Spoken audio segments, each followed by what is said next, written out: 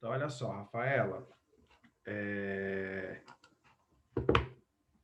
você que estava ontem, a gente vai dar continuidade naquilo que a gente estava falando, tá? Então, eu vou voltar um pouquinho. Bom, você revisa aquelas coisas que a gente falou ontem, e aí a gente segue adiante, tá bom? Bom, o que a gente vai trabalhar aqui hoje? A gente vai trabalhar um dos conteúdos que é mais cobrado de vocês lá na prova do Enem, durante o exame, que é justamente o conteúdo de ecologia, né? Então, eu sempre faço uma discussão inicial com vocês, mostrando o porquê que a ecologia ela é tão importante, por que os níveis de organização dos seres vivos, né, pesam tanto quando a gente olha para ecologia. É só vocês lembrarem, né, daqueles níveis de organização: célula, tecido, órgão, sistema. Quando chega em organismo até a biosfera, todos aqueles níveis eles serão estudados dentro da ecologia. Então, nós temos uma grande área das ciências biológicas ou da biologia que estuda o comportamento do ser humano, principalmente da nossa espécie, né, espécie humana, o comportamento dos seres vivos em relação ao ambiente. Então, a gente sabe que a gente utiliza o ambiente para extração de recursos. Sem os recursos que estão no ambiente, a gente não conseguiria sobreviver. Então, sem água, sem alimento, e a velocidade de extração do recurso e a quantidade de recursos que a gente extrai impacta negativamente e traz desequilíbrio ambiental. Então, muito, né, quando a gente olha para o lado do desequilíbrio ambiental, ele é gerado pelas ações humanas, que lá na prova sempre vai ser trazido para vocês ações antrópicas, tá bom? Então, todas as ações antrópicas são aquelas causadas pelas mãos humanas. Então, ações antrópicas são ações que o homem causa no ambiente, ok? Então, deixa eu espelhar aqui para vocês, para a gente seguir. Visualizando aqui nossa apresentação. Já vou espelhar aí para vocês. Bom, então vamos lá, né? Então vamos começar pelos conceitos, que é bem legal a gente pensar conceitual. Pensar no conceito. Conceitual. Vamos conceituar a palavra, conceitualmente. Foi difícil, mas saiu. Ecologia. Então, logia significa estudo, eco significa casa. Então, é o estudo da casa, né? Então, essa é uma definição do Ernest Haeckel, que é considerado um dos pais da ecologia, que vai discutir essa influência, né, dos fatores bióticos sobre os fatores abióticos que compõem o meio. Então, quando a gente olha para a ecologia, é o estudo da casa. Agora, o que é essa casa? Né? Quando a gente olha para a casa, a gente tem que considerar o ambiente natural como nossa casa. Antes desse ambiente ser construído, né, antes de ter uma casa, né, vocês estão vendo na janela, antes de ter um prédio ali, esse ambiente era um ambiente natural. Depois ele passou a ser um ambiente urbanizado, um ambiente antropizado, um ambiente construído, um ambiente modificado. Então a gente estuda todo esse ambiente. Tem até um memezinho, né? Que se você quer o meio ambiente pela metade, né? Meio ambiente, só a metade do ambiente, não, a gente quer o ambiente por inteiro. Então, quando a gente olha para o ambiente, é esse local onde a gente consegue alimento, água, ar de qualidade, todos os recursos necessários à nossa sobrevivência. Então, a ecologia vai estudar esses fatores, essas interações entre os seres vivos, a forma de comportamento dessas interações, como que os seres vivos interagem entre si, como que o ambiente determina se o ser vivo vai ficar ou ele não vai ficar naquele local. Então, tudo isso pode ser estudado pela ecologia, tá? Bom, então vamos lá. Então, dando continuidade. O que nós temos aí? Ó, o que a ecologia estuda? Por definição, as relações dos seres vivos entre si e com o meio ambiente. Então, quer dizer que os seres vivos eles podem se relacionar ser vivo com ser vivo com ser não vivo e ser não vivo com ser não vivo. O que quer dizer isso, professor? Então, vamos lá. Então, a gente sabe que o ambiente ou ecossistema, ele é formado por dois tipos de fatores. Então, eu vou chamar eles aqui, ó. FA, que é o fator abiótico não vivo, e o FB, que é o fator biótico, que são os seres vivos. Então, esses dois constituintes do meio se interrelacionam. Seres não vivos se relacionando com seres vivos. Porém, essas interações também podem acontecer em mais duas ordens. Nós temos aqui, ó, FA se relacionando com FA, quer dizer o quê? Seres não vivos se relacionam com seres não vivos. E o FB se relacionando com FB. Seres vivos se relacionam com seres vivos. Então, esses três tipos de interações, de relações, elas podem ser percebidas e estudadas dentro da ecologia. Então, eu vou dar alguns exemplos para vocês. Fator abiótico não vivo com fator biótico, que é o fator vivo. Um dia de sol, bastante insolação, radiação ultravioleta chegando na superfície terrestre, nós temos uma sensação térmica um pouco mais desagradável, né? Então você transpira mais, automaticamente você vai se esconder sob a sombra de uma montanha, de uma rocha que está ali parada. Então você está traçando uma estratégia de diminuição da temperatura corpórea a partir de um mecanismo físico do ambiente, uma sombra que se formou a partir de uma rocha. Então é o fator vivo, ser que transpira, com sombra, fator abiótico que constitui o meio. Então, isso é um exemplo, né? Um outro exemplo, as estações do ano. Então, para nós, por sermos floresta tropical, né, e muito aqui no Brasil, a gente está próximo à linha do Equador, a gente não tem estações do ano bem definidas. Aqui a gente não consegue ver, por exemplo, um inverno, né? Muito frio, com neve, ou um outono, onde as folhas apresentam senescência, a gente não consegue ver isso daqui. Mas quando a gente olha, por exemplo, para uma floresta temperada, ou para uma taiga, uma tundra, onde os invernos são rigorosos, vai acontecer um fenômeno chamado de migração. Então, os animais migram porque eles têm escassez de alimento. E essa escassez de alimento, ela é determinada pela variação de temperatura, que é um fator abiótico. Temperatura não é ser vivo. Então, as variações climáticas que acontecem no ambiente, elas não se configuram como fatores bióticos, são fatores não vivos, né? Fatores abióticos. Então, quer dizer que os fatores abióticos condicionam a presença de uma população em determinado local. É por isso que o deserto quente, por exemplo, ele tem baixa biodiversidade. Então, nós não temos condições favoráveis para o desenvolvimento da vida.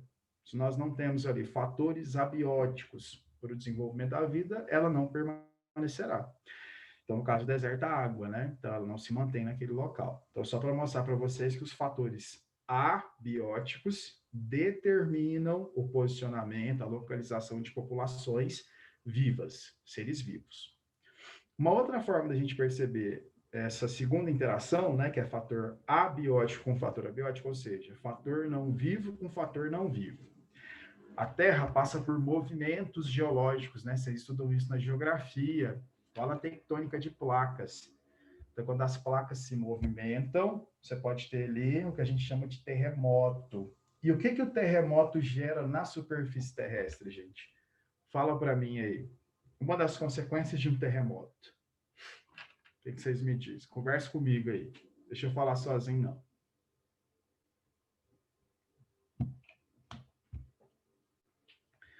O que um terremoto pode trazer?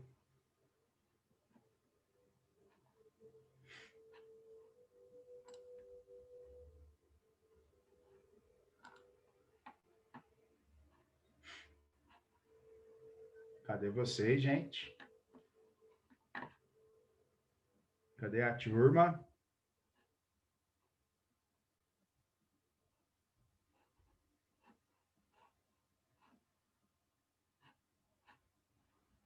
Gente, vocês estão aí? Eu estou falando sozinho?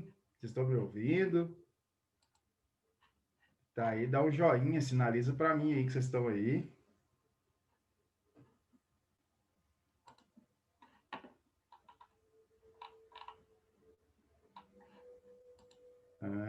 Chat, deixa eu ver aqui.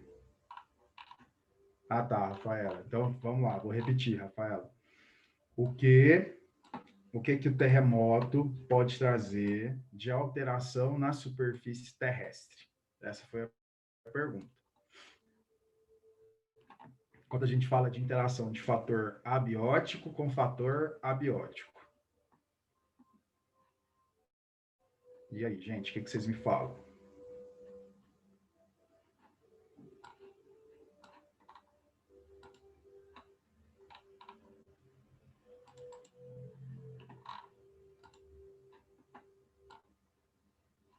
Nada? Ninguém?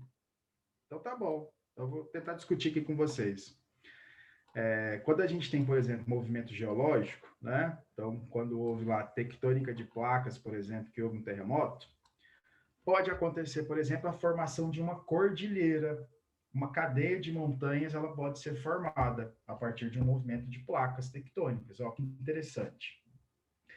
Na biologia, a gente sabe que quando a gente forma uma barreira, um isolamento, né, uma barreira geográfica, se você divide uma população e põe uma barreira física entre essa população que foi dividida pela metade, esse pode gerar um processo na evolução chamado de especiação. Você dividiu essa população, você rompeu o fluxo gênico entre as duas populações. Passado algum tempo, essas duas populações elas não conseguem mais cruzar e gerar descendentes férteis. Então, esse é um processo de especiação por isolamento geográfico. Agora, o que provocou essa alteração no relevo, nessa formação de cadeia de montanhas, foi um fator abiótico, que foi tectônica de placas. Então, a tectônica, a movimentação gerando uma cordilheira. Então, é fator abiótico com fator abiótico, movimento com a superfície terrestre.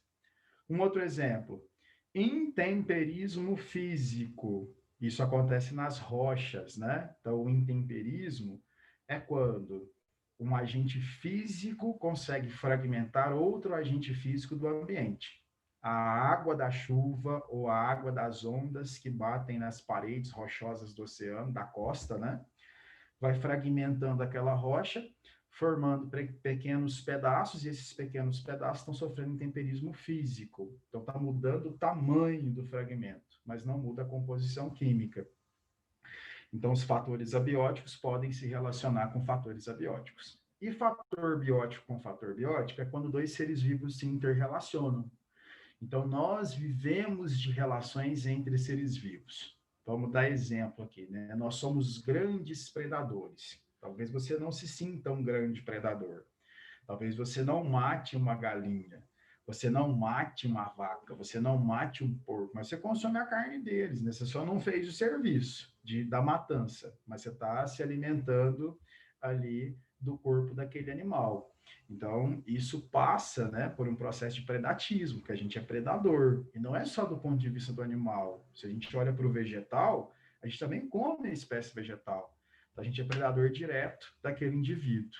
Tá? Então, essas interações, né, predatismo, parasitismo, comensalismo, amensalismo, protocooperação, simbiose, antibiose, todas essas relações estudadas na ecologia mostram para nós como que os seres vivos eles podem se relacionar entre indivíduos da mesma espécie e entre indivíduos de espécies diferentes. Então, todos esses fatores que compõem o ambiente, sejam eles vivos ou mortos, vivos ou não vivos, fatores bióticos e fatores abióticos, eles vão se interrelacionar. Ok? Tudo bem? Pergunta, dúvida até aí? Podemos continuar? Tá todo mundo aí? Sim, não? Ok? Segue, professor. Cadê vocês?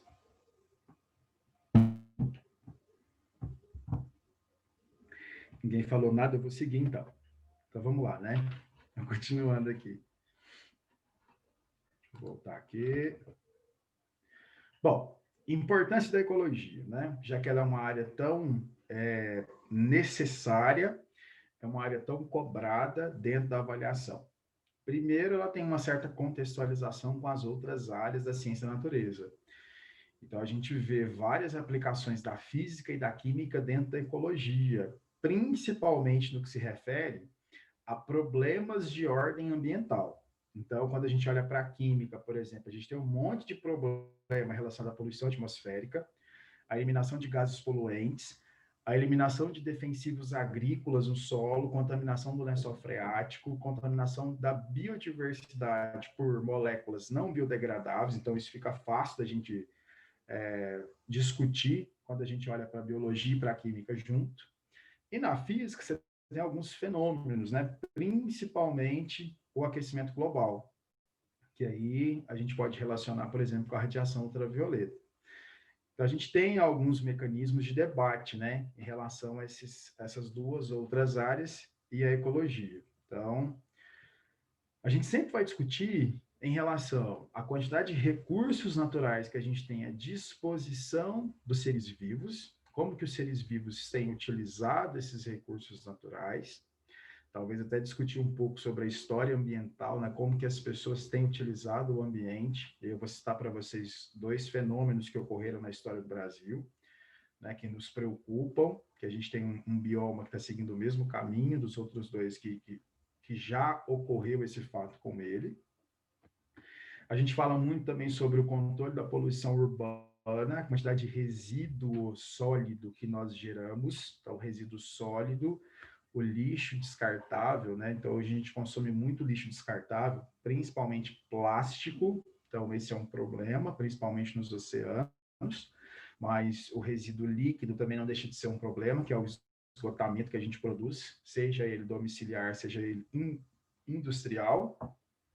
E quando a gente olha para a ecologia, a gente também tem uma preocupação que é o crescimento exagerado das populações. A gente vai discutir isso dentro do princípio da lei de Gauss, que também é uma lei aplicada dentro da ecologia. Não tem como a gente prosseguir falar de ecologia sem relembrar os principais conceitos que a gente tem aqui dentro. O primeiro conceito que a gente tem é o conceito de espécie, né? Então, o que faz... Deixa eu pegar aqui quem é que está aqui. Maria Gabriela, você está me ouvindo? Maria Gabriela.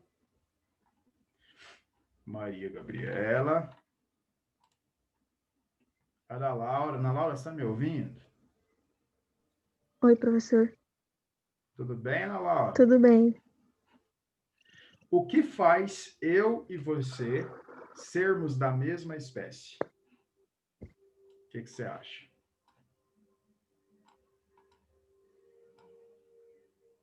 Nosso DNA? Nosso DNA, ok. Vou falar mais bonitinho assim. Nós dois temos 46 cromossomos no nosso cariótipo. Sim, Sim. é uma coisa que há semelhança. O que mais? Nossa forma física? Nossa forma física, então quer dizer que anatomicamente, fisiologicamente, morfologicamente a gente é parecido, né? A gente tem os olhos Sim. voltados para frente, a gente tem 5 dedos na mão, polegar oposto, braços e pernas, coluna ereta, ok. Só mais uma agora característica. Não sei, professor. Essa é a característica que a gente vai utilizar para poder fazer a definição de espécie. Definição de espécie é dois indivíduos que possuem essas características que você falou, que são parecidos morfologicamente, tal. Se eles tiverem a capacidade de reproduzir e gerar um descendente fértil, ou seja, o filhote tem que ser capaz de se reproduzir. Sim. Se eles forem capazes de fazer isso, a gente coloca eles dentro de uma mesma espécie. Se eles não forem capazes de fazer isso, eles não estão dentro da mesma espécie. O exemplo mais clássico que a gente tem é o da mula, né? Porque a mula é um cruzamento de duas espécies diferentes que geram descendente estéril. A mula não consegue parir, né? Ela não consegue ter filho. Então, se ela não tem filhote, ela é prova viva de que duas espécies diferentes geram o que a gente vai chamar de híbrido. Então, o híbrido é esse indivíduo que nasceu do cruzamento de duas linhagens diferentes e que não é capaz de se reproduzir. Então, esse conceito de espécie está muito ligado a características fisiológicas, anatômicas, genéticas, biomoleculares. Porém, os indivíduos têm que ser capazes de se reproduzir e gerar descendência fértil. Então, se a descendência não for fértil, ele não vai ser da mesma espécie. Então, no caso da mula, né, você tem dois gêneros, que é o Equus cabalus e o Equus asinus. Então, são gêneros bem próximos, porém de espécies diferentes. Gera um indivíduo, mas esse indivíduo é estéril, né? Ele não é fértil. Então, isso mostra para nós que a mula, ela ela nasce, ela é proveniente do cruzamento de duas espécies diferentes.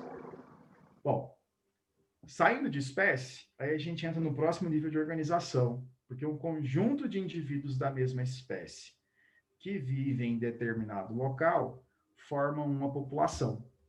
E a população, ela estabelece algumas relações, né? Então, eu gosto sempre de citar, quando a gente fala população, a colmeia. Então, quando a gente fala da colmeia de abelhas, elas estabelecem um tipo de relação ecológica. Qual que é o nome dessa relação ecológica das abelhas? Alguém sabe? Qual o nome da relação ecológica estabelecida entre as abelhas em uma colmeia? Alguém?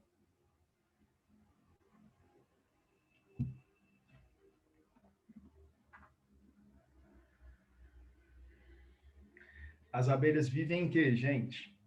O que vocês me falam?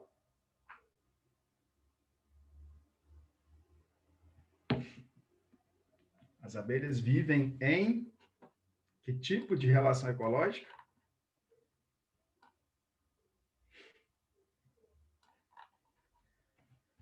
Gente, cadê vocês?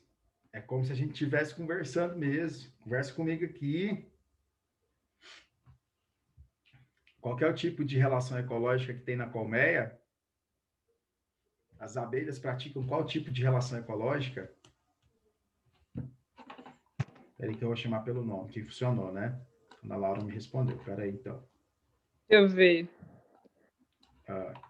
Alguém falou. População. Elaine, falou? Oi, pode ser população? Não.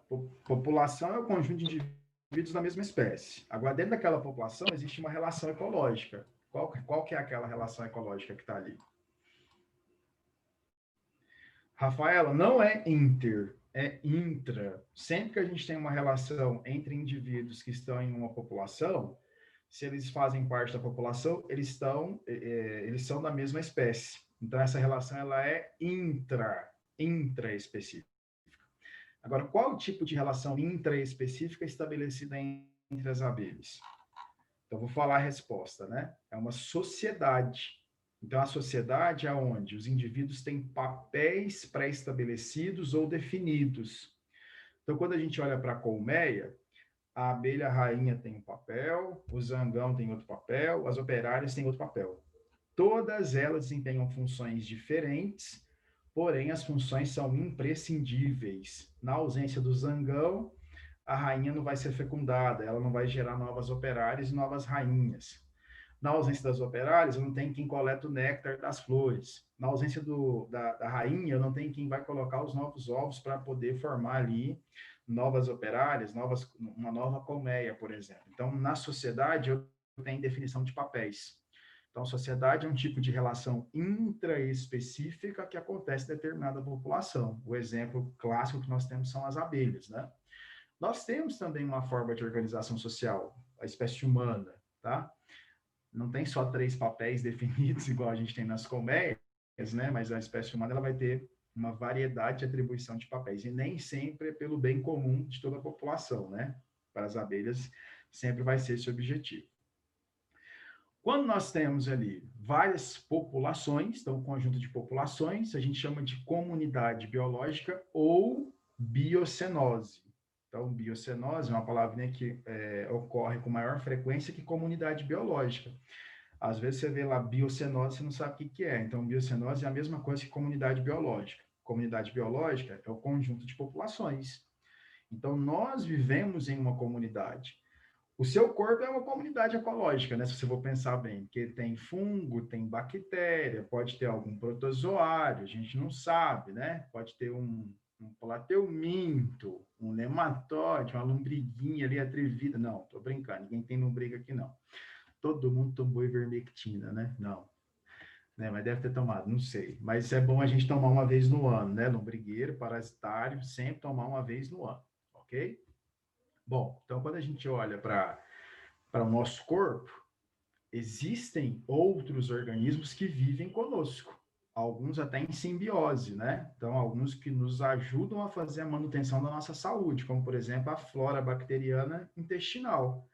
Então, ela ajuda a regular o processo do sistema digestório.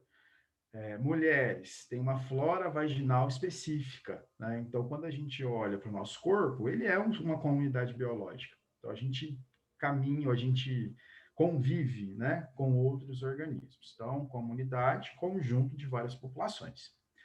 Ecossistema é justamente as interações que ocorrem entre esses seres vivos. Aí pode ser a nível de população, pode ser a nível de comunidade, pode ser a nível de bioma, pode ser a nível de biosfera, porque as interações elas acontecem em qualquer nível de organização, principalmente quando a gente olha para seres vivos e outros seres vivos. Essas relações que acontecem entre indivíduos da mesma espécie, intraespecíficas, ou indivíduos de espécies diferentes interespecíficas.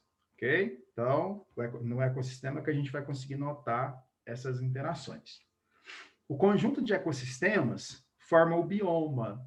Então, nós estamos aqui hoje, né, em um bioma super significativo, que é o Cerrado, palco do cenário, do principal cenário agrícola do Brasil. Então, o Brasil hoje, o Cerrado hoje, é o maior produtor de grãos a nível nacional, ok?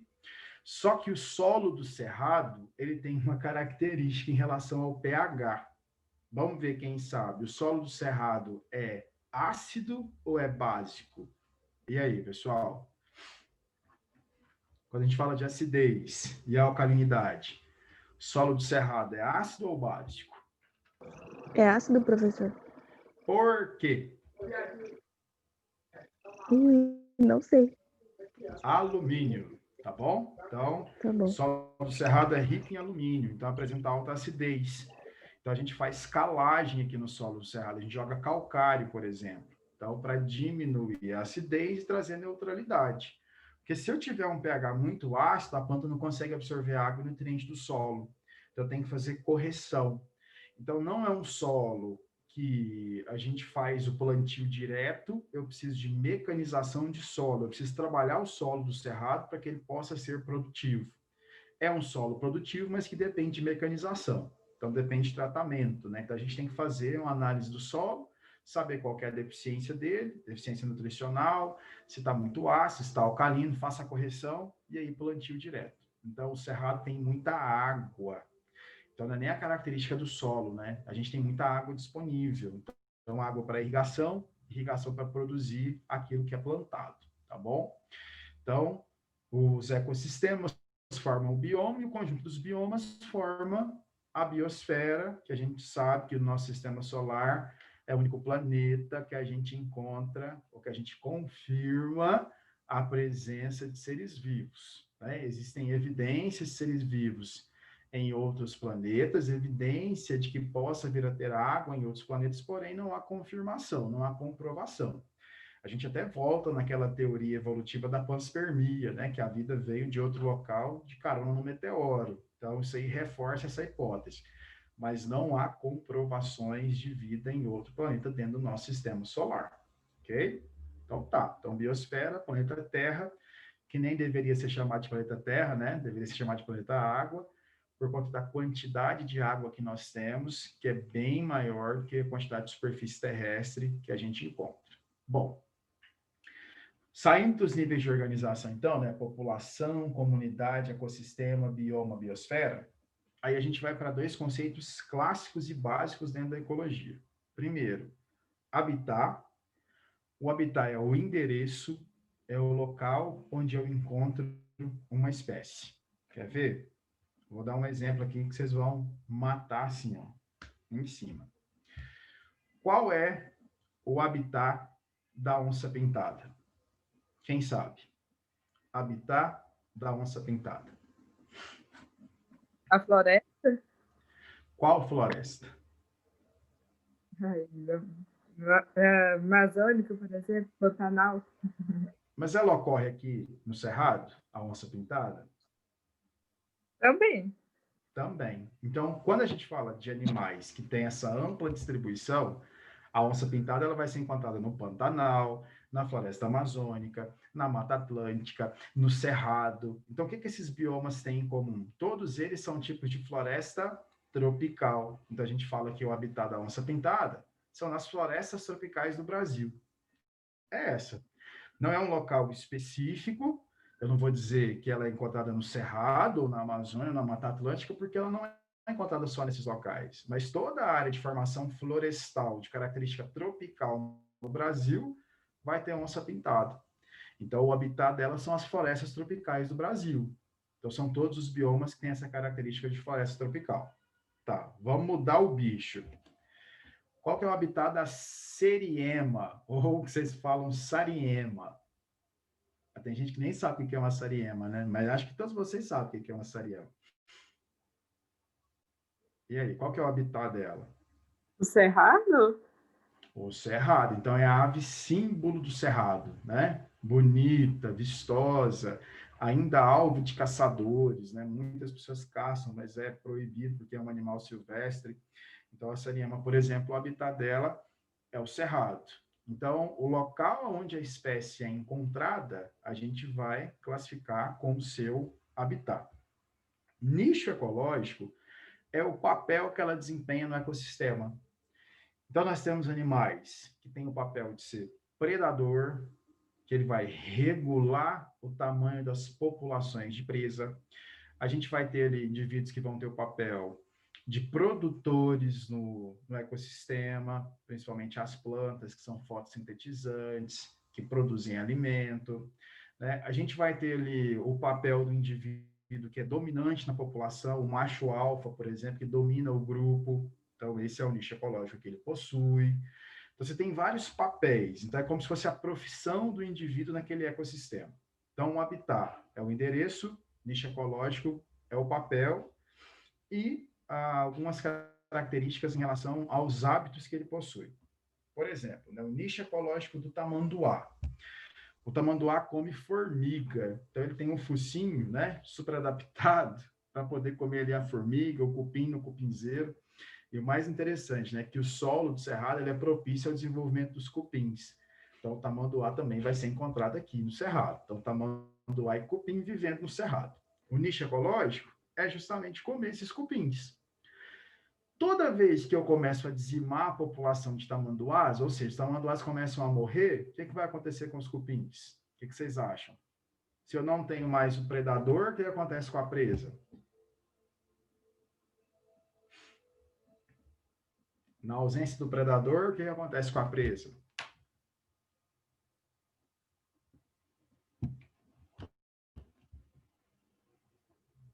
Se eu não tenho predador, o que acontece com a presa, gente?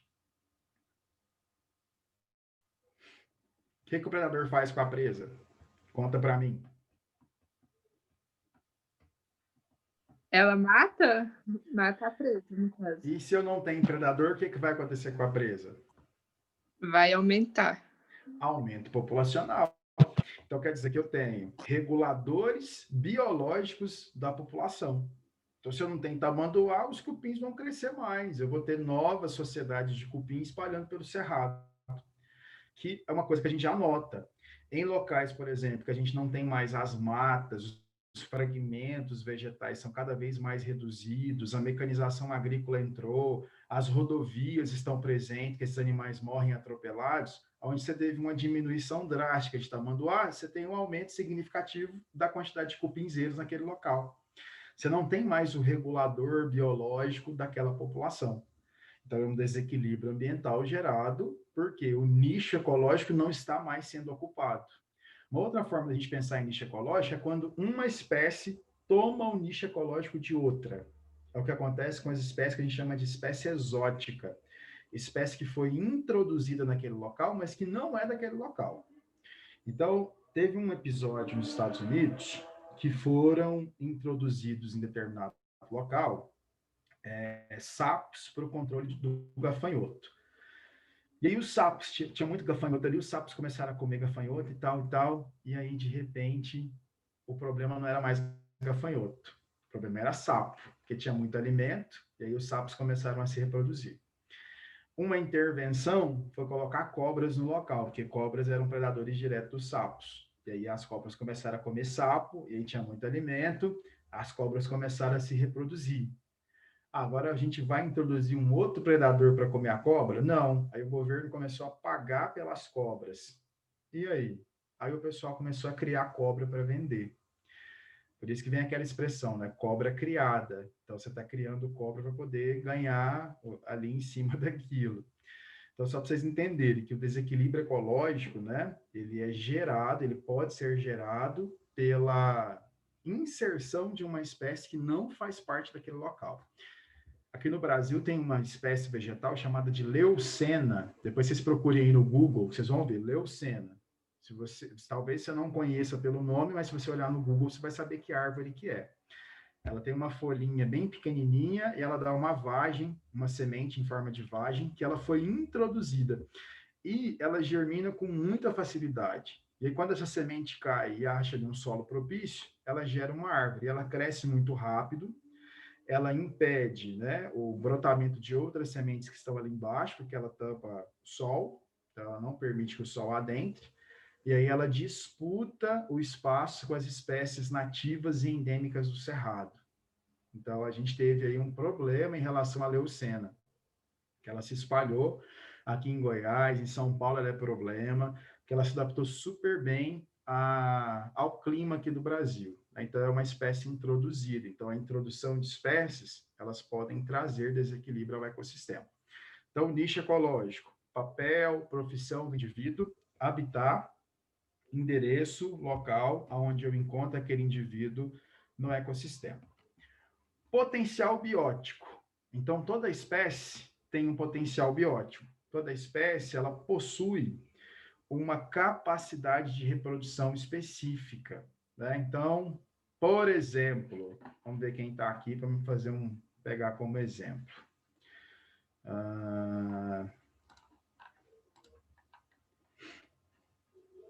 Eliane, você está aí? Você está me ouvindo? Eliane? Eliane? Eliane? Tá, não. Deixa eu ver aqui. Maria Gabriela, você está me ouvindo? Sim, Quantos anos você tem, Maria? 17. Maria tem 17. Então, vamos supor que a Maria ela tem 30 anos de fertilidade. Nesses 30 anos de fertilidade, ela pode ter um filho por ano. Então, quer dizer que o potencial biótico dela é ter 30 filhotes. Ela vai aproveitar essa carga máxima do potencial biótico dela? Você quer, Maria Gabriela, ter 30 filhos? Não. Acho que não, né? Acho que vai dar muito trabalho, né? Então, assim, a gente tem um potencial biótico, que é o que o indivíduo consegue ter, então é o potencial biótico, porém, a gente tem uma outra realidade. Então, para alguns indivíduos que não usam a racionalidade, animais, né, gato, cachorro, né, periquito, papagaio, então todos esses animais aí que não usam a racionalidade, eles podem sim ter ninhada subsequente. Então, o gatinho acabou de ter uma ninhada, ele vai lá e já tem outra, né? E assim por diante. Então, supondo que o nosso potencial biótico ele é de 30 anos, né? Então, faz uma conta rápida e você pode ter 30 filhotes, potencial biótico. Porém, o potencial biótico ele é influenciado pela resistência ambiental. Mesmo que você utilize toda a sua capacidade de ter filhos, vai chegar uma hora que o meio vai falar assim: opa, eu não tenho recurso para suportar tanto indivíduo. Aí esses indivíduos começam a lutar por sobrevivência, alimento, água, habitat, disputa de nicho ecológico. Então a gente vai ter essas disputas internas, tá? Então a resistência ambiental refere-se à quantidade de recursos naturais que eu tenho para aquela população continuar a viver, tá bom? Rafael, isso é muito relativo. Por exemplo, tem mulheres que iniciam o ciclo menstrual com 15, vão parar nos 50, então quer dizer que foi um intervalo de 35 anos, né? Outras podem parar aos 55, então isso é bem relativo, é mais uma questão fisiológica, hormonal. Falei 30, mas só para a gente fazer um cálculo rapidinho assim, tá? Isso vai muito da forma de alimentação, do sedentarismo, se estava presente, se não estava presente na vida daquela mulher, dos problemas que ela teve em relação ao sistema reprodutor durante sua vida. Então, isso é bem relativo, tá bom? Então, a resistência ambiental, ela determina o tamanho real das populações. Então, se eu tenho condições favoráveis, recursos disponíveis, as populações vão crescer. Se eu não tenho ali recursos disponíveis no meio, a população não consegue se manter. E aí os indivíduos eles vão morrendo. Né? A população cada vez vai se diminuindo, né? Porque nós não temos ali recursos favoráveis ao crescimento populacional. Então, o meio, ele impõe barreiras, ele impõe resistência. Então, sem recurso natural, a gente não sobrevive. Um exemplo disso são os mecanismos que os animais utilizam, que eu falei lá atrás, né? A migração, por exemplo. Por que as aves migram? Porque elas gostam de viajar? Ah, cansei daqui, vou voar para o outro hemisfério. Não é assim não, gente. Elas voam por quê? Porque não tem mais alimento. Se eu não tenho mais disponibilidade de alimento, eu tenho que ir para o outro hemisfério, onde eu tenho uma estação do ano favorável, propícia a eu encontrar alimento. Então, quer dizer que elas são guiadas ou norteadas pela ausência de alimento em um local e abundância em outro local. É o que acontece com os peixes, por exemplo, na época de acasalamento. Então, eles migram para águas mais quentes e que têm fartura de alimentação. Então, são mecanismos influenciados pelas condições ambientais. Então, o ambiente ele vai impor uma resistência. Então, se eu tenho ali condições de reprodução, se eu tenho condições de manter a população, alimentar a população, tem um habitat para todos os indivíduos, a população continua o crescimento. Quando começa a faltar, a estabelecer uma escassez de recursos para os indivíduos, ou essa população ela equilibra o número populacional ou ela declina. Eu vou mostrar para vocês daqui a pouquinho uma curva, né, que é chamada de curva S. O princípio de Gauss e o princípio da exclusão competitiva é uma das leis da ecologia propostas por Gauss. O que ele faz? O que ele fez, né? O que ele fala a partir do experimento que ele fez? Ele pegou dois paraméciums, dois protozoários, e colocou dentro de um tubo de ensaio. E aí os dois começaram a competir pelo mesmo recurso que estava ali dentro. Uma população sobreviveu e a outra morreu. Ou seja, indivíduos que competem pelo mesmo recurso, aonde aquele que apresenta maiores características de utilização daqueles recursos permanecerão. O outro, ou a outra população, ou os outros indivíduos, eles serão eliminados daquele local. Então, a gente consegue observar as competições pelo mesmo alimento. Vamos olhar para uma savana, né? Um leão velho consegue pegar uma zebra jovem? Você tenta visualizar aí na sua cabeça. O leão é velho, meio banguelo, né? É o carinha que está ali, que já viveu muito no bando. Ele consegue pegar uma zebra jovenzinha, que está ali no ápice da sua musculatura, correndo super bem. Ele não vai conseguir. Se ele quiser se alimentar, ele vai ter que comer a zebra velha. Então, a zebra velha serve de alimento para o leão velho. Então, quer dizer que nem vai ter competição do leão jovem com o leão velho. Se ele quiser comer, ele vai ter que pegar aquele indivíduo que está mais velho ali, daquele grupo de zebras. E isso é controle populacional. Porque não tem zebras velhas mais no bando, os leões velhos também vão morrer por falta de alimento, que eles não conseguem mais caçar. Então, perdeu-se o nicho ecológico. Então, são essas relações que a gente pode observar dentro das populações, tá? Então, o princípio de Gauss, um indivíduo anula o outro por competição. Bom, continuando. Os biomas, né? Aqui tem uma fotinha dos biomas brasileiros, e aí essa foto ela é bem legal, porque ela mostra para nós a posição do cerrado. Então, o Cerrado ele está bem aqui, né, na região central do Brasil, Brasil Central, Cerrado. Ele é cercado da Amazônia, do Pantanal, da Mata Atlântica e da Caatinga. Então, cerrado significa fechado.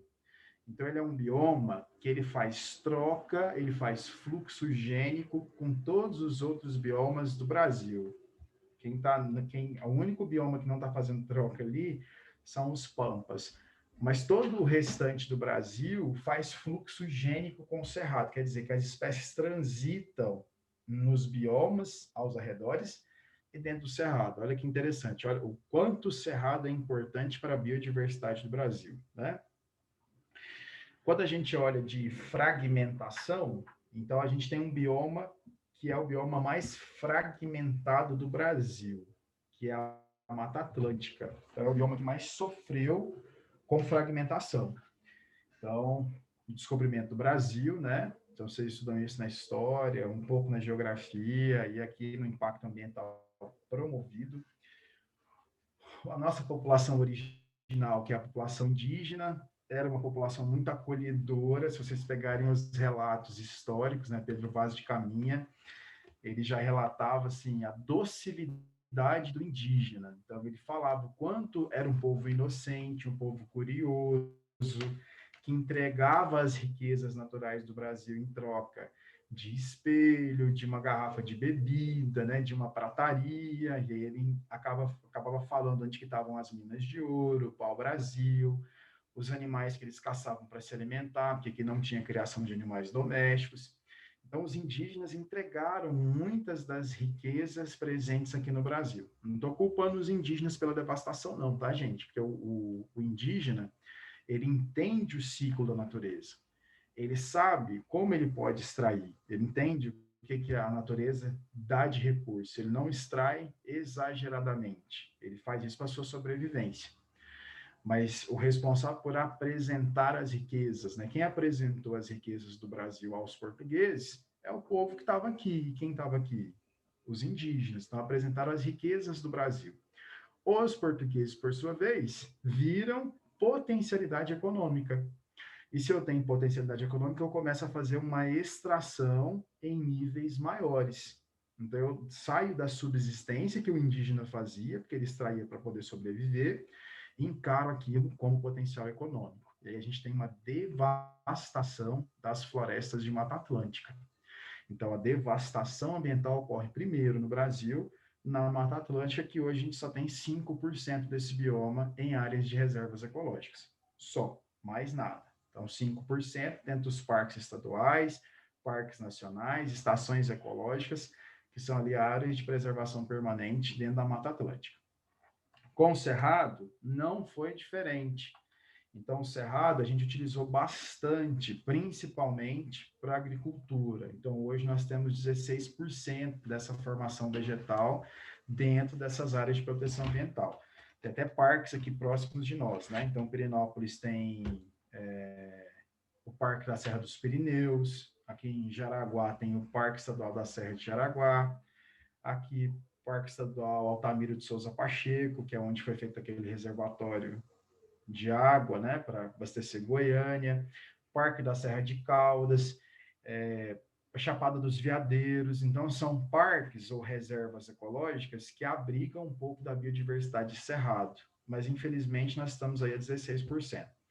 E a Amazônia tem sofrido, né? Então, a gente vira e mexe, a gente vê aí algumas denúncias em relação a fogo na Amazônia, no Pantanal. A gente sofreu tanto esse ano com as queimadas no Pantanal, né? A retirada ilegal de madeira. Então, a gente ainda tem esses problemas ambientais acontecendo. Eles burlam a legislação, a gente tem uma legislação efetiva, porém, a gente ainda consegue ver esses impactos gerados pelas mãos humanas. Discutindo um pouquinho sobre o fogo, né? O fogo no Cerrado, ele é importante. Então, já tem estudos da Embrapa que relatam isso, tem autores aí que já têm mais de 20 anos pesquisando o fogo no Cerrado. Algumas espécies do Cerrado, elas se preparam para o fogo, elas geram até óleo próximos ali à região de raiz, que está saindo da superfície, meio para ser um combustível para o fogo. Porém, essas queimadas irregulares ou essas queimadas danosas, ilegais, elas acabam matando a biodiversidade vegetal. Então, a planta não está preparada para receber aquele fogo. Então, não estando preparada, ela morre, né? Então, ela não se regenera. Então, queimadas frequentes, elas não auxiliam, elas matam a biodiversidade. Além de matar o vegetal, mata toda a biodiversidade que depende daquele vegetal. Tá bom? Mas o fogo já é um objeto de estudo dos pesquisadores, tanto no Pantanal quanto no Cerrado. A gente ainda tem uma outra definição lá embaixo, que é o ecótono. Então, o que é o ecótono? É uma área de transição entre os biomas. Então, é uma faixa de transição. Ó. Entre a Amazônia e entre o Cerrado, eu tenho uma faixa de transição. Então, não tem uma linha que fala assim, olha, aqui deixa de ser cerrado e passa a ser floresta amazônica. Não existe. Existe uma faixa de transição onde a vegetação muda, a biodiversidade muda, e a gente vai chamar aquela zona de ecótono. Quando a gente viaja, não sei se vocês já perceberam isso, mas se vocês não perceberam, passem a observar. Principalmente quando você viaja de carro. Você vê a mudança das faixas de vegetação, principalmente aqui no Cerrado, que a gente tem várias fitofisionomias. Então, às vezes, você está passando por uma floresta, de repente, você tem um campo rupestre, que tem formações rochosas, que tem grama, né, gramínea. Então, quando a gente olha para essa variação, essa mudança nesses biomas, aí a gente está encontrando uma zona de ecótono, que é a transição entre um bioma e outro, tá bom? Então, ecótono, transição. Bom, então continuando. Os fatores bióticos e os abióticos a gente falou, né? Quem são esses fatores? Não vou voltar aqui. E existem duas formas básicas de obtenção de alimento dos seres vivos. Então, eu posso ter os seres vivos que produzem seu próprio alimento através de metabolismo. Então, são os autótrofos, e a gente tem dois mecanismos de modelo, que é a fotossíntese, que é a produção de moléculas orgânicas a partir de gás carbônico, água e energia luminosa, ou quimiossíntese, que é a formação de alimento a partir de moléculas inorgânicas. Então, por exemplo, a gente tem as sulfobactérias, que fazem quimiossíntese, né? Então, elas conseguem reverter moléculas inorgânicas em alimento. Então, fotossíntese ou quimiossíntese. Os heterótrofos são aqueles que não são capazes de produzir, ou seja, eles vão se alimentar de toda a matéria orgânica que já foi produzida. Então, quando a gente olha para a cadeia alimentar, todos os indivíduos que estão dentro do nível trófico de consumidor e decompositor são heterótrofos, que eles são incapazes de produzir seu próprio alimento. Ou seja, eles têm que consumir alguma coisa. Bom, quando a gente olha para as populações, existem 4 taxas que a gente pode observar, que a gente pode falar, que regulam o tamanho populacional. Então, nós temos a taxa de natalidade, que é a quantidade de indivíduos que nascem no local, imigração, que é a quantidade de indivíduos que chegam naquele local. Então, os imigrantes são os que estão partindo de uma região e chegando naquele local de estudo. Já para a diminuição da população, a gente vai utilizar outras 2 taxas, que é a mortalidade e a emigração, que é a quantidade de indivíduos que saíram daquela população. O censo do IBGE, por exemplo, ele quantifica esse número, né? Porque ele vai falar ali para nós, ele vai trazer uma estimativa do número de habitantes em determinado local. Então, ele vai utilizar essas taxas de mortalidade, natalidade, documentado, né? Esse dado é informatizado, desculpa, é documentado, informatizado. A gente tem números de nascimento e morte diariamente. Agora, migração e imigração, o censo que nos auxilia nesse processo, tá? Gente, vocês estão me ouvindo? Pareceu aqui que a minha internet está instável. Vocês estão aí? Pessoal? Oi. Estão me ouvindo? Sim. Então, beleza. Então, deixa eu continuar, então. Então, taxa de mortalidade e de emigração diminui o tamanho populacional. natalidade e imigração, a população aumenta. E aí a gente faz uma equação matemática, né? Então, olha só, a equação, qual que é? Se a taxa de natalidade mais imigração for, mostrar assim, for 7, 7 é maior que 4, né? Porque do outro jeito fica assim, ó.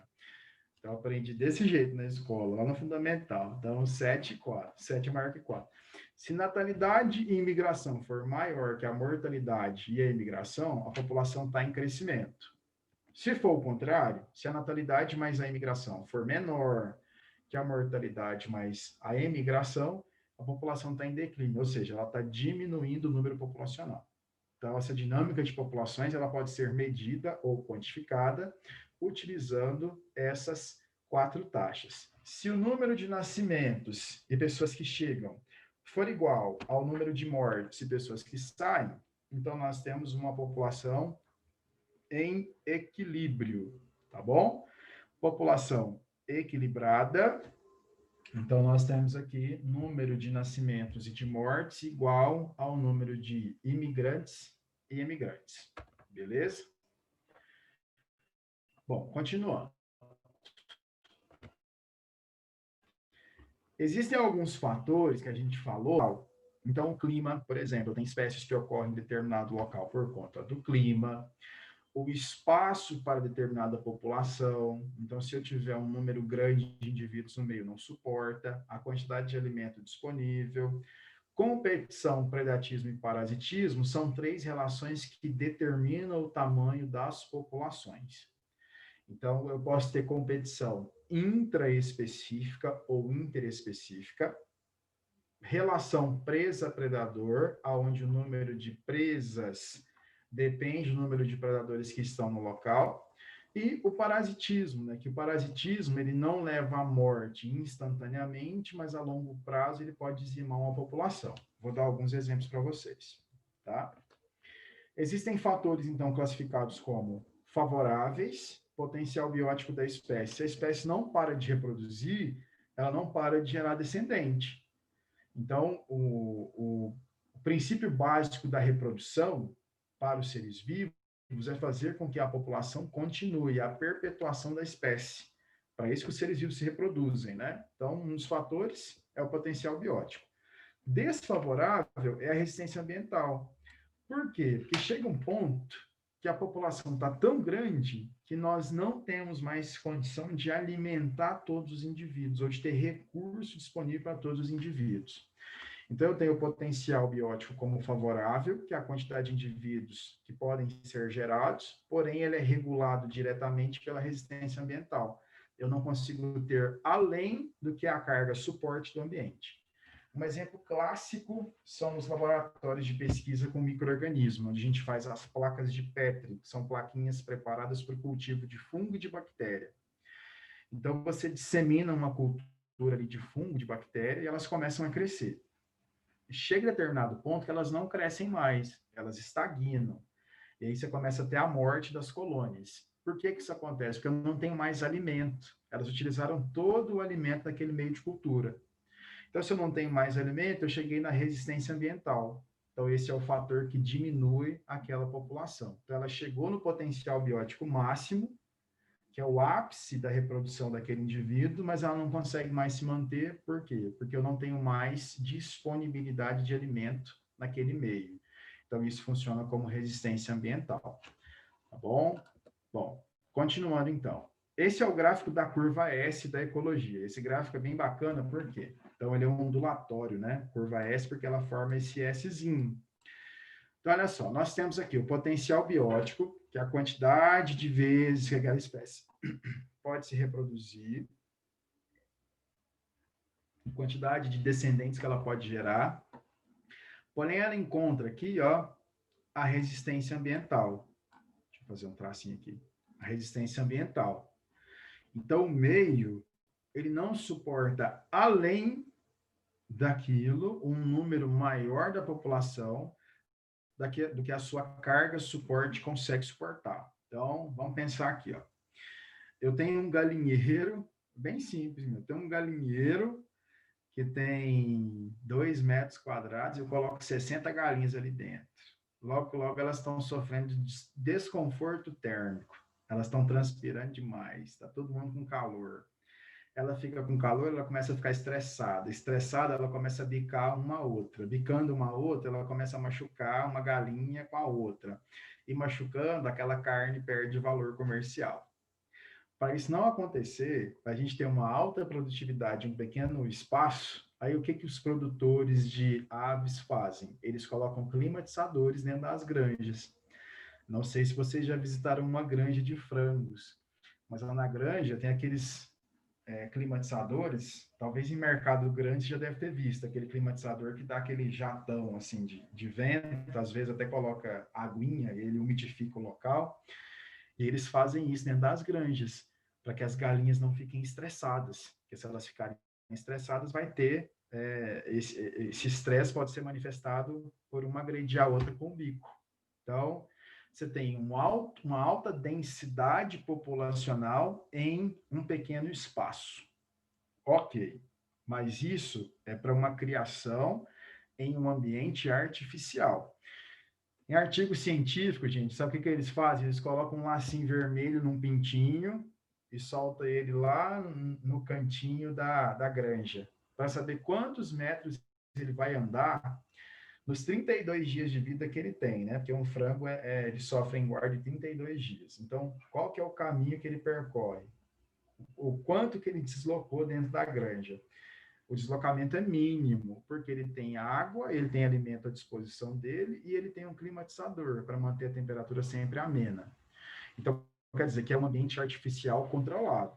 Agora, num ambiente natural, onde eu tenho ali a disputa por recurso, eu tenho outras espécies que vão disputar aquele recurso com aqueles seres vivos disputando o mesmo recurso. Por exemplo, um lago. Quantos são os animais que utilizam os peixes daquele lago, utilizam a água daquele lago para poder se alimentar, né, para poder consumir aquela água? Então, existe uma competição. Então, se uma população cresce demais, ela começa a desempenhar um nicho ecológico diferente daquela população que tem menor número de indivíduos. Então, esses são fatores que regulam o ecossistema. Então, espécie cresceu, chegou no ápice, aqui ó, na resistência ambiental, o meio não suporta mais, aí alguns indivíduos começam a morrer. Quando os indivíduos começam a morrer, o meio se recupera. E quando o meio se recupera, a espécie fala assim, opa, tem recurso disponível de novo. Se tem recurso disponível, a população volta a crescer. Só que quando a população volta a crescer, o meio não suporta mais. E aí a população começa a diminuir de novo. Então, por isso que a gente chama esse gráfico de curva S. Então, você tem a recuperação do ambiente, aumento populacional. Porém, com o aumento populacional, começa a utilizar mais os recursos naturais. Aí o ambiente fica desfavorável, aí a população declina, e assim por diante. Tá? Então, esse gráfico da curva S é a representação que nós temos em relação ao crescimento da população e a resistência que o meio faz em relação ao número de indivíduos daquela população. Tá bom? Bom, continuando. Quando a gente olha para a ecologia, a gente tem lá a cadeia alimentar. Quando a gente fala cadeia, vem na minha mente sempre prisão, né? Cadeia, prisão, eu estou preso. Mas realmente a cadeia alimentar representa uma prisão. Por que é uma prisão? Porque nós nós estamos presos a essa condição. Sem alimento, a gente não sobrevive.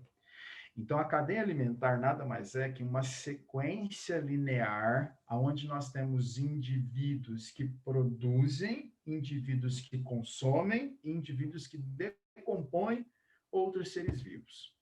Então, ela é uma sequência linear, por quê? Porque ela parte de um nível trófico para o outro. E aí ela é linear porque ela não tem bifurcação. Se tiver bifurcação, deixa de ser uma cadeia e passa a ser uma teia alimentar. É aqui na cadeia alimentar que a gente vai ver as relações alimentares presentes entre indivíduos de determinado ecossistema, tá bom? Quem são os indivíduos, então, que fazem parte da cadeia alimentar? Sempre na base da cadeia alimentar, você vai ter os indivíduos chamados de produtores. Produtores são os autótrofos que foram apresentados anteriormente, que são os quimiosintetizantes ou os fotossintetizantes. Para os dois ecossistemas básicos que nós temos, que a gente tem ecossistema aquático e ecossistema terrestre. Quem são os principais produtores? Então, no aquático, a gente tem as algas verdes, clorófitas, terrestre, as plantas. Quais plantas, gente? Qual que é o grupo de plantas classificado como principal produtor? Como que é o nome desse grupo de plantas? Alguém? Manifeste-se, por favor.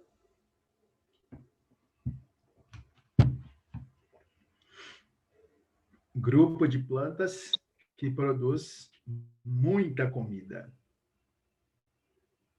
Como assim? Produz muita comida para os consumidores. A gente come um grupo de planta específico. Qual que é o nome desse grupo de planta específico que a gente consome? Frutífera? Frutífera. E a frutífera é um tipo de quê? Na classificação do reino vegetal. Ai, meu pai. A Produtor? a frutífera é uma briófita? Não. É uma pteridófita? Não.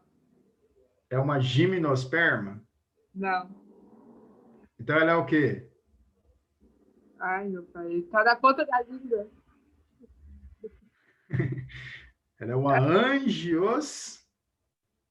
Isso, Rafaela. Uma angiosperma. Então, as angiospermas são as principais produtoras de alimento que nós temos, porque elas fornecem para nós frutos, fornecem sementes, né, grãos em geral, e a gente ainda se alimenta de muitas, a gente vai se alimentar da raiz e do caule. Então, as angiospermas hoje, elas são os grandes produtores que nós temos na cadeia alimentar quando a gente tem o ser humano como referência. Então, o produtor está na base da cadeia, ele inicia a cadeia alimentar. Quem serve de alimento, aliás, quem está consumindo o produtor vai ser classificado como consumidor primário, quem consome o primário é o secundário e assim por diante. E o decompositor, ele está na ponta, né? Porque ele decompõe todos os seres vivos presentes nesse ecossistema. Quem consome o produtor diretamente é o herbívoro, porque ele pode consumir só vegetais. Porém, eu posso ter onívoros, né, que são os indivíduos que comem tanto o produtor quanto consumidores primários, secundários, etc. Então, são os onívoros. Ou os carnívoros que consomem só outros seres vivos. Então, um exemplo aqui, né, a gente tem essa cadeia alimentar, 4 níveis tróficos, o primeiro produtor e o último decompositor. Tá? Então, a sequência, a gente vai classificar os consumidores primários, secundário, terciário e assim por diante. Então, vamos colocar aqui esse exemplo. Ó. O capim é o produtor, primeiro nível trófico dessa cadeia alimentar. O coelho consome o capim, ele é consumidor primário, porém ele está no segundo nível trófico. A raposa consome o coelho, então ela é consumidora secundária, mas ela está no terceiro nível trófico. A onça está no topo dessa cadeia alimentar, no quarto nível trófico, porém ela é consumidora terciária. Tá? Então a gente classifica a posição do consumidor, se ele é primário, secundário, terciário, e a gente fala qual nível trófico esse indivíduo se encontra. Prestem atenção, ela é linear, ela segue apenas uma direção. Essas setas que estão apontadas aqui para baixo é só para classificação, então ela classifica esses indivíduos, né? Mas a seta que mostra a relação alimentar é a que sai do capim e vai para o coelho, coelho, raposa, raposa, onça. A seta sempre sai do alimento e vai para quem se alimenta. Então, o capim é o alimento, o coelho é quem está se alimentando. O coelho é o alimento, a raposa é quem está se alimentando, e assim por diante. Então, esse é o sentido, o fluxo da seta na cadeia alimentar. O capim, então, ele é classificado como produtor, coelho, consumidor primário, raposa, consumidor secundário, e a onça, por fim, ali como consumidor terciário. Quando eu tenho várias cadeias alimentares juntas em um ecossistema, aí a gente vai ter uma teia. Então, a teia alimentar é um conjunto de cadeias. Aqui nesse ecossistema aquático, né, dá para a gente perceber que são várias as cadeias alimentares. Eu vou seguir um fluxo linear só para mostrar para vocês. Ó. Então, nós temos aqui, vamos pegar o fitoplâncton. Então, fito, né, alga, vegetal, Plâncton é esse constituinte dessa primeira camada presente nesse ecossistema aquático. Fitoplâncton serve de alimento para o zooplâncton, que serve de alimento para um peixe menor, que serve de alimento para um peixe maior, que serve de alimento para o grande predador. Então, essa é uma cadeia alimentar dentro desse ecossistema. Então, vamos ver aqui outro. Ó. Fitoplâncton serve de alimento para o zooplâncton, para aqui a cadeia alimentar. Tá vendo que não tem nenhuma setinha saindo dele? Então, sempre que eu não tiver mais nenhuma seta saindo daquele indivíduo, eu tenho o final daquela cadeia alimentar. Nutrientes que sofreram decomposição servem de alimento para o caranguejo, que serve de alimento para um peixe maior, que vai servir de alimento para um tubarão. Aqui eu tenho outra cadeia alimentar. Então, toda vez que eu tiver um conjunto de cadeias, eu vou ter a formação de uma teia. Geralmente, a gente faz esse estudo de teias, né? As cadeias, como elas são lineares e fáceis de serem compreendidas, então não tem muita graça colocar uma cadeia alimentar para você interpretar. Então, é melhor a gente colocar uma teia alimentar que tem lá 20 componentes, 15 componentes, e ver quais são as relações que estão acontecendo. Quais indivíduos têm o mesmo nicho ecológico, por exemplo. Se o indivíduo tem o mesmo nicho ecológico que outro, quer dizer que ele está consumindo o mesmo indivíduo. Então, aqui, por exemplo, deixa eu tirar aqui essas observações que eu fiz, só para a gente evidenciar. Então, olha só. Esse peixe e esse peixe, os dois consomem o caranguejo. Conseguem perceber? Olha só, a setinha sai do caranguejo para esse e sai do caranguejo para esse. Quer dizer, nicho ecológico dos dois. Os dois disputam o mesmo alimento. Aí eu faço uma pergunta para vocês assim, ó. Pessoal, se o caranguejo entrar em extinção, qual espécie vai sofrer mais? O peixe A ou o peixe B? Aí o que vocês me dizem? Qual espécie será mais prejudicada? O peixe A ou o peixe B? Se o caranguejo entrar em extinção. Ou caranguejo não, né, gente? Desculpa. A lagosta. Então, se a lagosta entrar em extinção, quem vai sofrer mais? O peixe A ou o peixe B?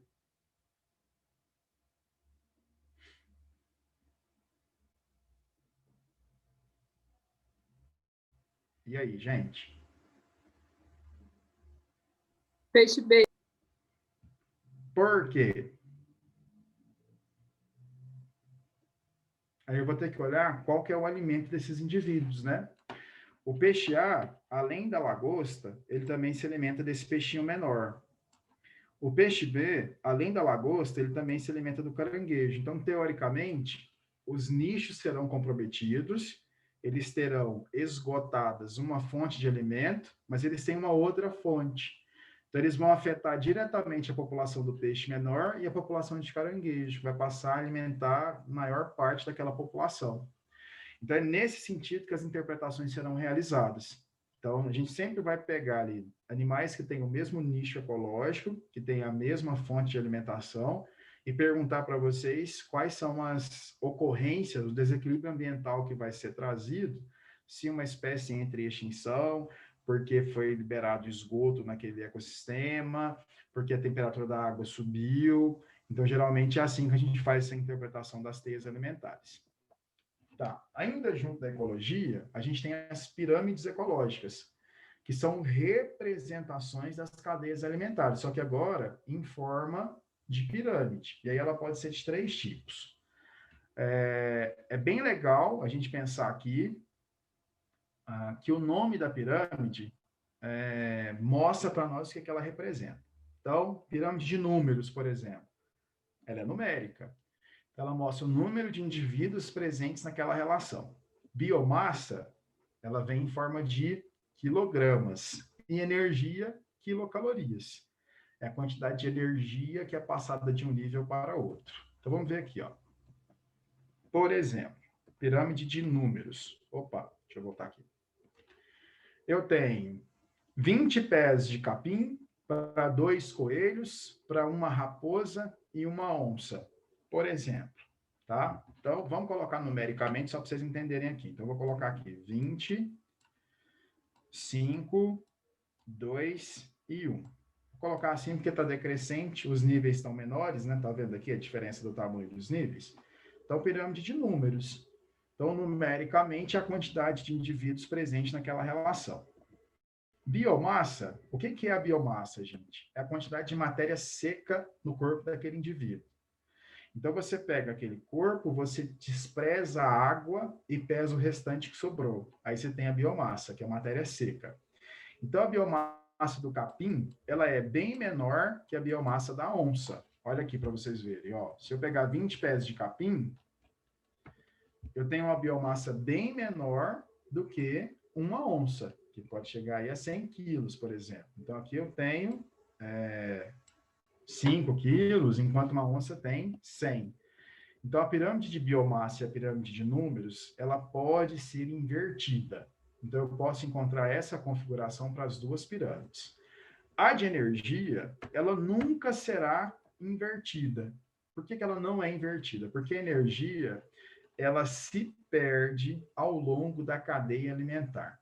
Então, o capim, quando ele serve de alimento para o coelho usa a energia proveniente do capim, e aí a gente chama essa energia de energia dissipada. Ele perde parte da energia porque ele usou para manter as suas células funcionando. E aí, ele vai passar a energia que ele obteve para o próximo nível, que no caso é a raposa. Quando a raposa se alimentar do coelho, ela perde parte da energia, que ela está mantendo as suas células vivas. Quando a onça se alimenta da raposa, do mesmo jeito. Então, a gente fala que a energia, ela não retorna na cadeia alimentar. Ela diminui ao longo da passagem dos níveis tróficos.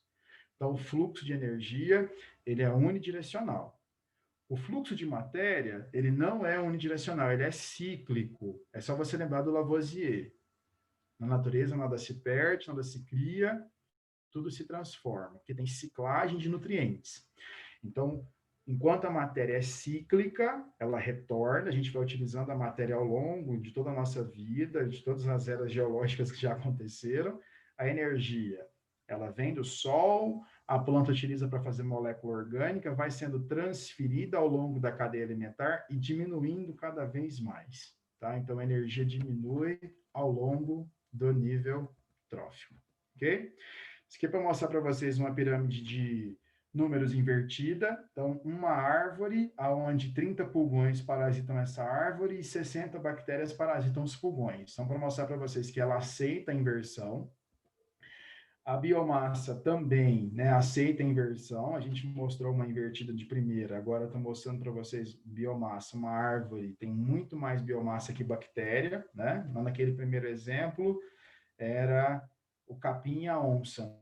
Né? Então, a onça tinha maior quantidade de biomassa que o capim. Então, para mostrar para vocês que ela pode ser invertida. E a energia nunca será invertida. Então, a pirâmide de energia, você sempre vai ter a base maior e ela vai diminuindo ao longo da cadeia alimentar. Tá? Outro exemplo, uma árvore, 30 lagartas, 2 aves. Então, ela também aceita a inversão. Né? Do mesmo jeito, a biomassa e a pirâmide de energia, mais uma vez, não pode ser invertida, porque a energia se perde ao longo da passagem dos níveis tróficos. Ok? Bom, relações ecológicas. O que nós temos de relações? A gente tem 2 tipos básicos de relações ecológicas. Nós temos as relações intraespecíficas, as que acontecem entre indivíduos da mesma espécie, e interespecíficas, que acontecem entre indivíduos de espécies diferentes. Porém, essas relações elas podem trazer benefícios ou prejuízos. Se elas forem benéficas, elas são chamadas de harmônicas. Se elas forem maléficas, né? Se elas trazerem prejuízo, aí a gente vai chamar ela de desarmônica. Então, vamos aqui dar exemplos. Ó. Intraespecífica, a gente tem colônia e sociedade. Na colônia, os indivíduos estão ligados, os seus corpos estão ligados. Então, um indivíduo está junto no outro. tá? Então, um exemplo de colônia, bactéria, os corais, né, as cracas, as esponjas, são exemplos de colônia. Seus corpos, eles estão juntos e você não tem definição de papéis. Anatomicamente, é todo mundo junto e misturado. Sociedade, corpos separados, onde cada indivíduo tem a sua função social. Então, é o caso das abelhas, os cupins, formigas, etc. Então, essas são harmônicas, tá? Quando a gente olha para interespecífica, indivíduos de espécies diferentes, aí nós temos ali, ó, protocooperação, crocodilo e a ave palito é um exemplo. A ave palito come os restos que ficam entre os dentes do crocodilo, e isso ajuda ele na manutenção do sorriso perfeito, não vai dar cara, ele vai ter o dente ali bonitinho, afiado, para ele poder ser um grande predador, e a ave palito acaba se alimentando. O anu branco e o gado, o anu branco come os carrapatos do gado, então se ele come o carrapato, ele está tirando o parasita do gado, né? Então ele está trazendo benefício para o gado e está se alimentando. Mutualismo. O mutualismo é quando duas espécies, elas têm que estar juntas para conseguir sobreviver. Então, a protocooperação, esses animais, eles vivem no mesmo local, mas eu não tenho dependência um do outro. No mutualismo, eu preciso dos dois juntos, que é o caso dos líquens, né? O líquen é uma associação entre um fungo e uma alga, são aquelas manchas acinzentadas que ficam no tronco das árvores. Então, um líquen é uma associação simbiótica entre uma alga e um fungo.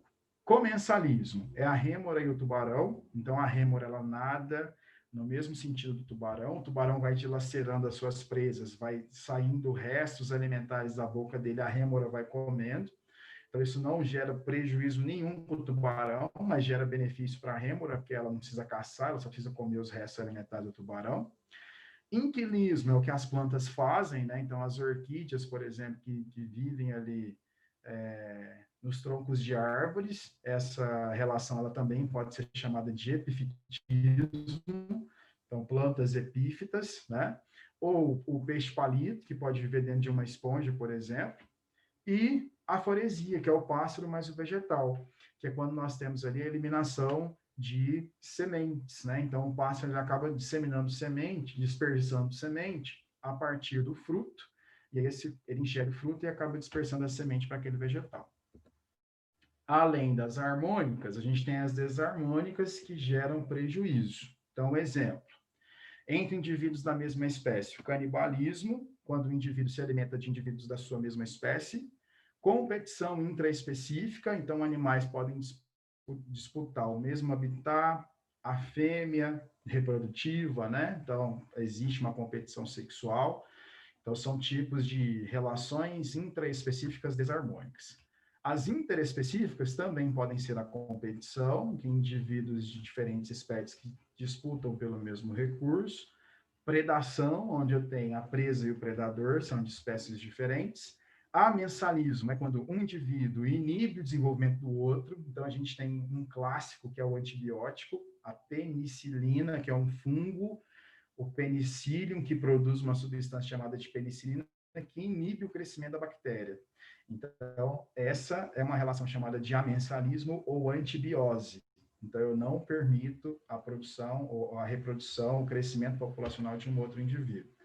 E o parasitismo, a gente tem um parasita que está ali, né, sugando do outro, não leva à morte instantaneamente, mas, por exemplo, pode gerar doenças complicações posteriores. Por exemplo, nos cães domésticos, doença do carrapato, né? Então, o animal pode ter, por exemplo, distúrbios sanguíneos, uma leucemia, uma anemia relacionada ali ao longo tempo de exposição àquele parasita. Ok, meninos? Bom, vou parar por aqui. Dúvidas? Perguntas? Cadê vocês? Stop sharing. Todo mundo aí?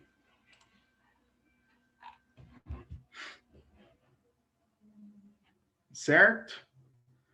Bom, então, meio que a gente recapturou algumas coisas. O que eu posso deixar de orientação para vocês? Dá uma olhada ainda em ciclos biogeoquímicos, ciclo do carbono, do oxigênio, nitrogênio, fósforo, enxofre, hidrogênio, ciclo da água. Então, dá uma olhadinha nos ciclos biogeoquímicos, nos tipos de poluição, e efeito estufa, aquecimento global, inversão térmica. Então, dá uma olhada ainda, porque não foi possível a gente discutir, né? Mas são conceitos que valem a pena eles serem revistos para esse momento de prova, tá bom? Ok, pessoal? Ok, Ana Laura, Maria Gabriela, Rafaela, Eliane, Luan, Iane, tudo bom? Certinho? Então, vou deixar vocês aqui.